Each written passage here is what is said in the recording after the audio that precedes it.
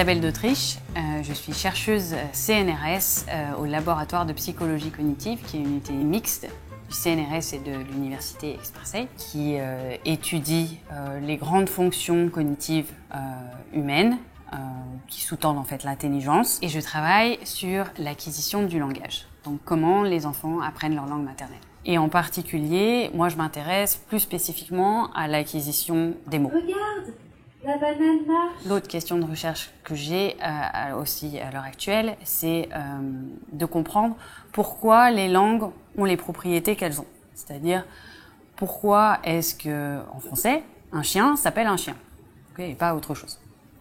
Pourquoi est-ce qu'en français, on met le sujet avant le verbe, et ensuite on met ce qu'on appelle un objet. Voilà. Et en fait, ces deux questions-là, comment est-ce qu'on apprend sa langue maternelle et pourquoi les langues sont telles qu'elles sont, elles ont en fait pas mal de choses en commun, parce qu'elles posent la question plus générale de qu'est-ce qui, dans notre cognition, va en fait faciliter l'apprentissage d'une langue et aussi, quelque part, structurer comment les langues du monde doivent être construites.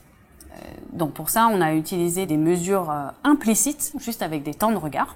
Par exemple, on a montré que les jeunes enfants pouvaient faire ce qu'on appelle de la compositionnalité, c'est-à-dire qu'ils pouvaient intégrer le sens de plusieurs petites unités pour les combiner pour avoir un sens plus complexe. Quand on teste des bébés, on a besoin en fait d'un environnement un petit peu spécifique. Alors moi, je suis arrivée et j'ai tout de suite aidé à la création du Labo des Minots. Donc c'est une plateforme expérimentale qui a ouvert tout récemment, donc en janvier dernier, où on invite les familles avec leurs bébés à participer à nos recherches.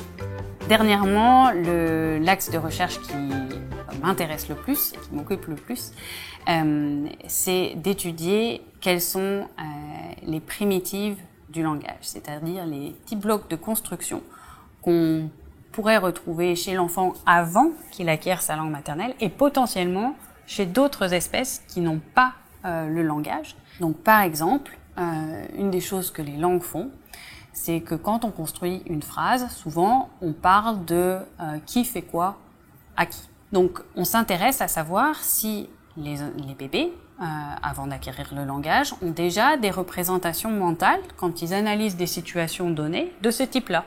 On a en fait la chance sur Marseille d'avoir maintenant le Baby Lab, le Labo des Minots, mais aussi accès à un centre de primatologie avec des babouins de Guinée qui sont déjà entraînés en fait à faire des tâches en psychologie. Je pense qu'il n'y a pas beaucoup d'endroits en France où on peut faire ça au sein du même laboratoire. Je dirais que je regarde plutôt maintenant les animaux sous un autre angle.